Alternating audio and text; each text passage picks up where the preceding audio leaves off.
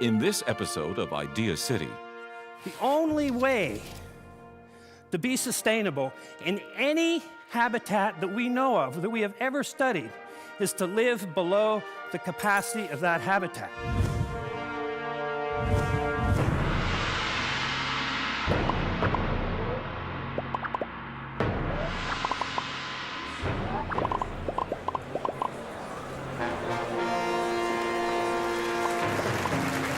Moses Neimer's Idea City Conference.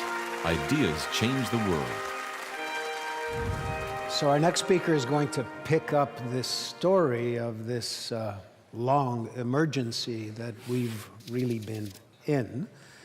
His name is Rex Weyler. He's one of the founders of Greenpeace, and by being one of the founders of Greenpeace, in many ways he really is one of the founders of the worldwide ecological movement. So, Rex. Thank Nice you so to much. meet you at last. My Yeah. pleasure. So, thank you, everyone. I'm honored to be here. I also want to thank the Mississauga and the Windot and the Haudenosaunee people, upon whose traditional territories we are here today. And I was born on the prairies, not the Canadian prairies, but south of Saskatchewan and Wyoming. Here I am. You can see at age 5, I was already depleting the Earth's resources. We loved fishing, and when I was a bit older, about 11, living in Oklahoma, my brothers and I went outside the edge of town and found this pond, or a pond similar to this, far enough from the edge of town that it seemed untouched and pristine, and we knew it was a good fishing hole, so sure enough, within 10 minutes, we caught the biggest channel catfish we'd ever seen. And within a couple hours, we had a whole stringer full. We brought these fish home, and we just felt so proud to bring food home to our family. And my mother cooked up a big catfish dinner, and we felt great about it. And we spent the whole summer fishing at this pond. And of course, through the course of the summer, the fish got smaller and smaller, until one day, we spent a whole day fishing in this pond and didn't catch anything. We'd fished it out, 2 little boys, in one summer. And I remember standing on the edge of this pond, age 11, realizing, oh, okay, there's a limit. Not only is there a limit to it, but you can get to that limit. And when you get there, the pond doesn't just create more catfish overnight. Now, I was asked to speak today about the environmental situation. How bad is it really? I notice in the program I'm called a pessimist, which I take great resentment to that. But I understand the arc of the week. So let's talk about the way the world is. But I'm a naturally hopeful person. I do this kind of research all day long, and I can tell you sometimes my heart breaks at the information that I discover. And yet I'm still hopeful. So I suggest we all bring our own optimism to this. Don't expect the data to make you feel optimistic. And remember, hope is a great frame of mind, but hope is not a strategy. So let's look at some of the data. Now, forests. How are we doing with the forests? Well, there used to be 6 billion hectares of forests on the planet. Now there's about 3, so we're halfway through the forest by land area. But of course, we high grade everything, take all the best stuff first, take all the big trees and the best trees. So if we think in terms of actually standing timber, we're about 80% through the world's forests. And this is what we're doing to them. We're burning them down.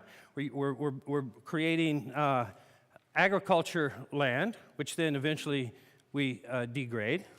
This is Noemi Cruz from the Guarani people in Argentina, and this is what we're doing to her land. She's watching her land disappear and her culture disappear. 15% of the people, us, the wealthy people, the wealthy 15% of the world are using 85% of the resources. So where are we getting all those resources? We're getting it from all over the world. So that the 85% of the people who are poor are making do with 15% of the resources. And as Vandana Shiva points out, the poor of the world are not poor because they're stupid, they're not poor because they're uneducated, they're poor because they have been robbed, because their resources have been taken.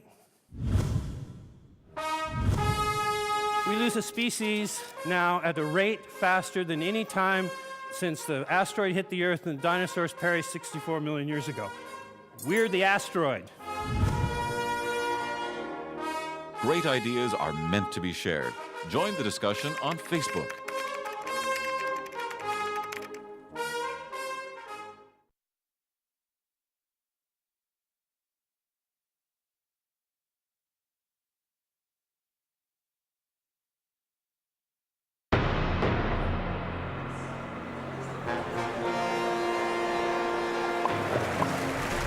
Moses Znaimer's Idea City Conference. Ideas change the world. We also export our dirtiest industries, our toxic industries. This is an ash dump from one coal-fired power plant in China. Now, this is our waste because we finance it and we buy the products. We export our manufacturing. This is a girl, 4-year-old girl in China, dying from lead poisoning. This happens also in Canada, where we allowed pulp mills to dump mercury into the rivers through the Grassy Narrows Reserve, where people suffered from mercury poisoning. This is happening all over the world.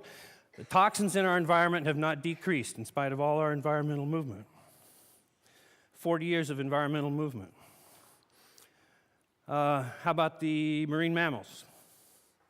When Greenpeace started to save seals and whales in the 1970s, the marine mammals were down to about 5% of their peak herds. They've recovered somewhat because of the environmental legislation and are now at about 10% of their peak herds. We've taken 90% of the marine mammals. How about the fish? Estimates vary, but we're about, for the major commercial species, we're about 60 to 90% through the fish species. In North America, we've reduced the carbon content of our soils from about 6% carbon to 3% carbon. We've mined half the carbon out of our soils. And of course, on top of that, we've drained the aquifers, we've polluted the water tables, and we wash 26 billion tons of soil into the ocean every year, along with our fertilizers and our toxins, and create dead zones in the oceans.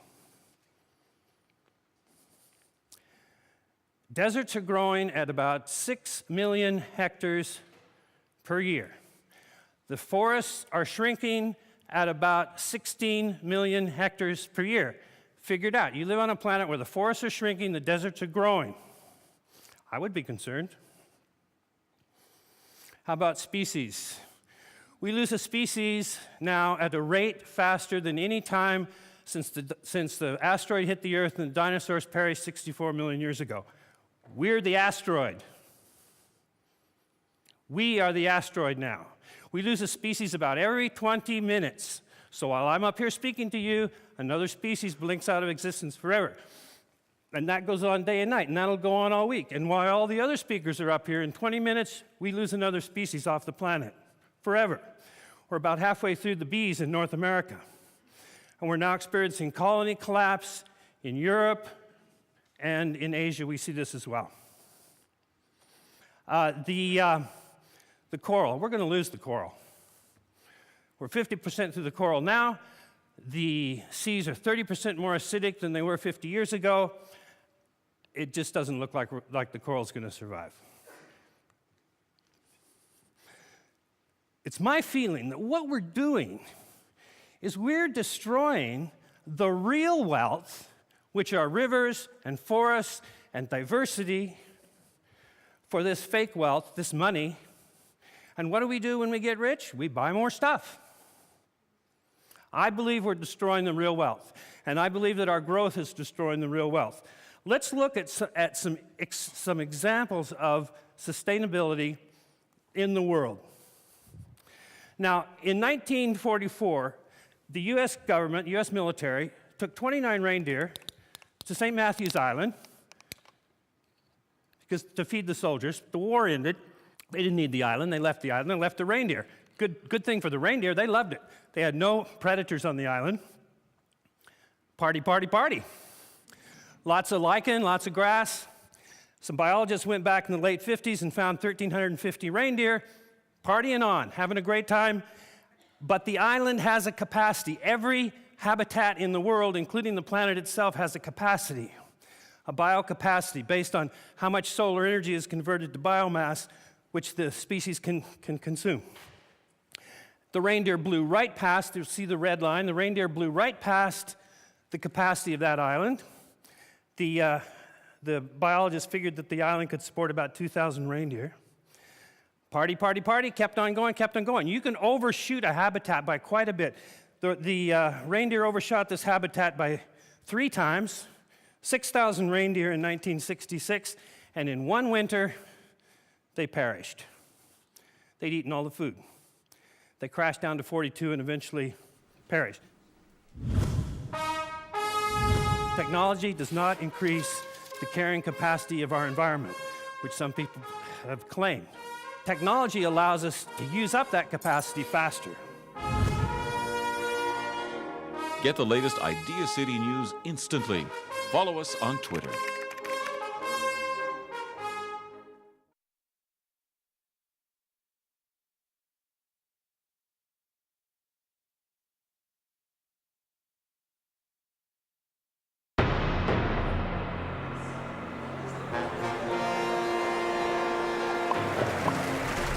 Moses Znaimer's Idea City Conference.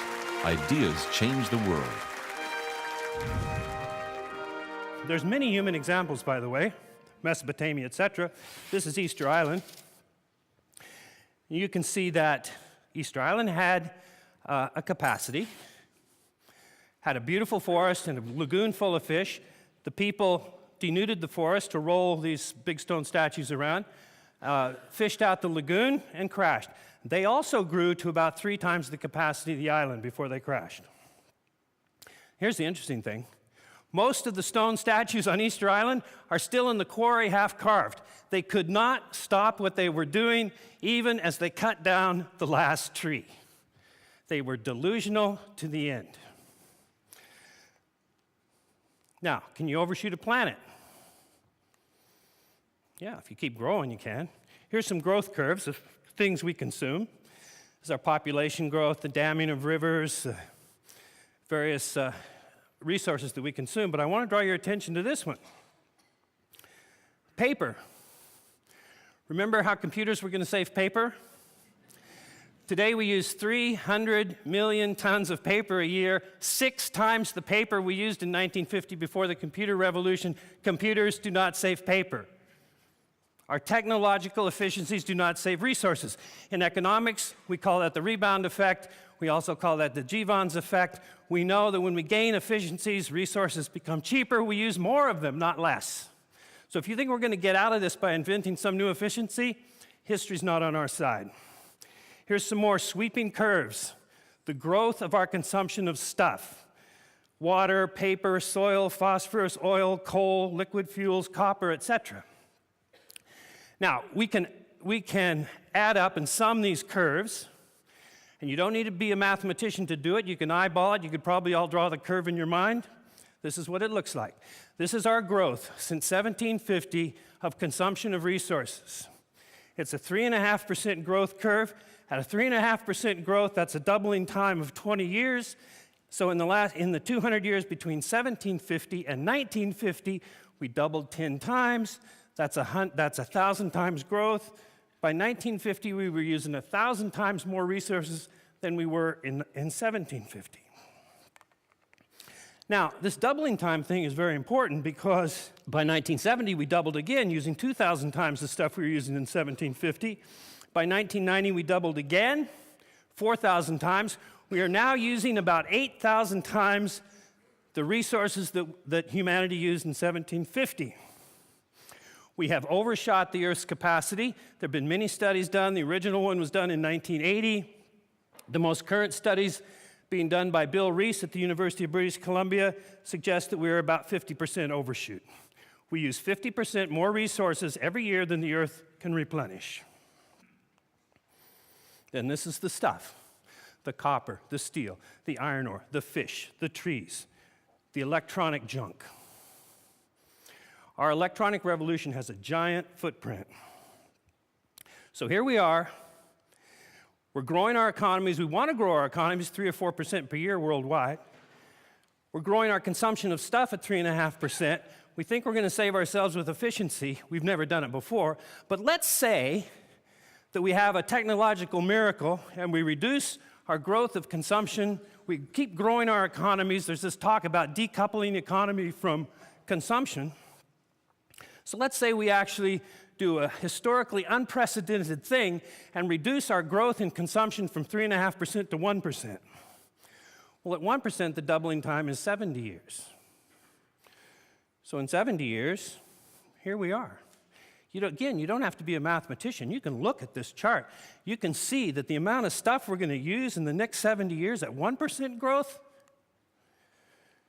it doesn't exist. We're already 90% through the fish. We're already 60, 70, 80% through the forests. Where's this stuff going to come from? And even if we were able to do it with the declining capacity of the earth, and by the way, technology does not increase capacity. Technology does not increase the carrying capacity of our environment, which some people have claimed. Technology allows us to use up that capacity faster. You have to live below the capacity.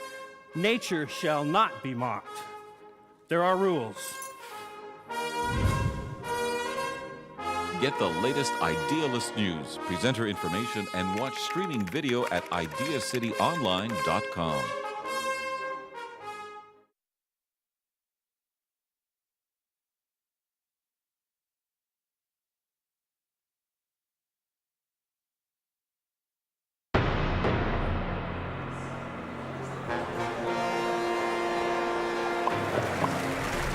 Moses Neimer's Idea City Conference. Ideas change the world. All growth scenarios, once you are past the overshoot point, all growth scenarios lead to collapse. This is nature's way. This happens all the time in nature.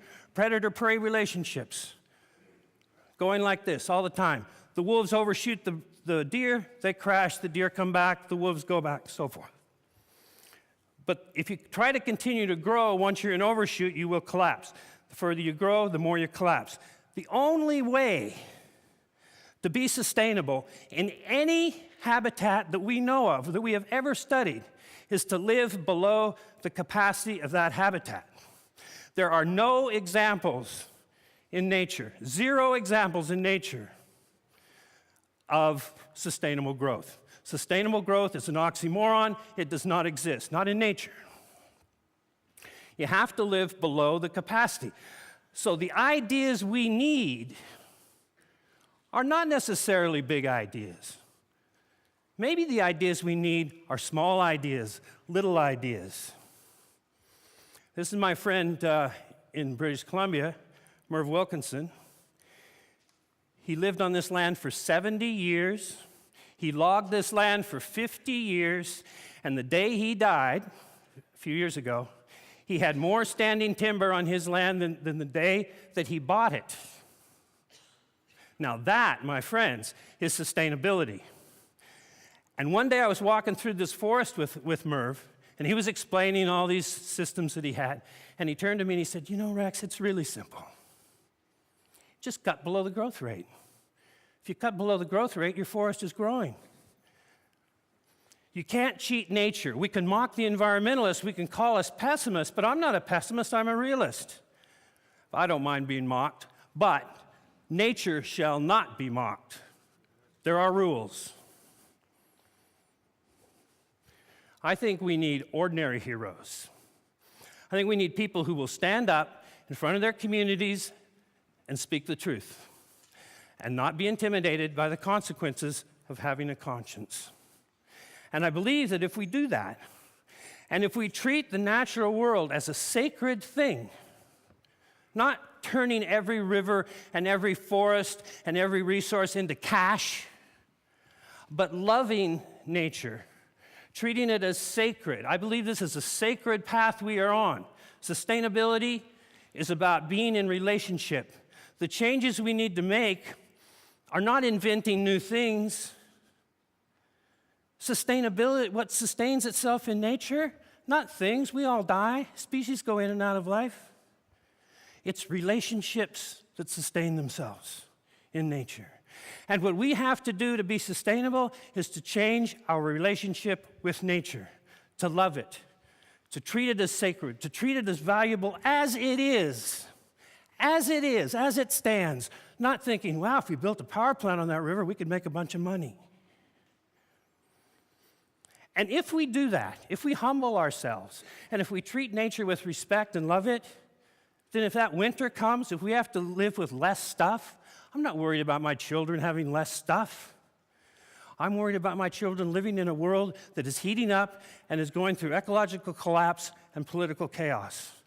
Those are real worries. Having less stuff, we don't need all this stuff. Then when the winter comes, we'll be fine. And I promise you, and I guarantee you, that if we humble ourselves to nature, and if we treat nature as sacred, we'll be fine. We may have some hard times. Are we afraid of hard times? I'm not. Thank you very much.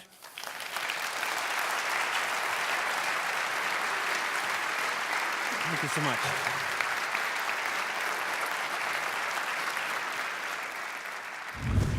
Idea City is a place where ideas come face to face to inspire and give us hope.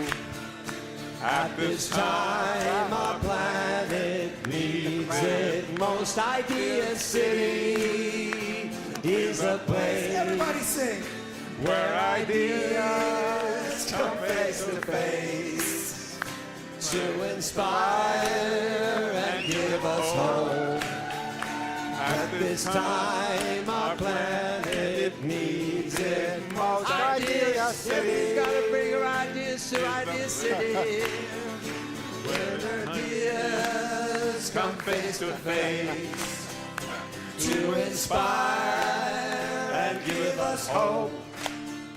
At this time, our planet needs it most. Idea City is a place where ideas come face to face to inspire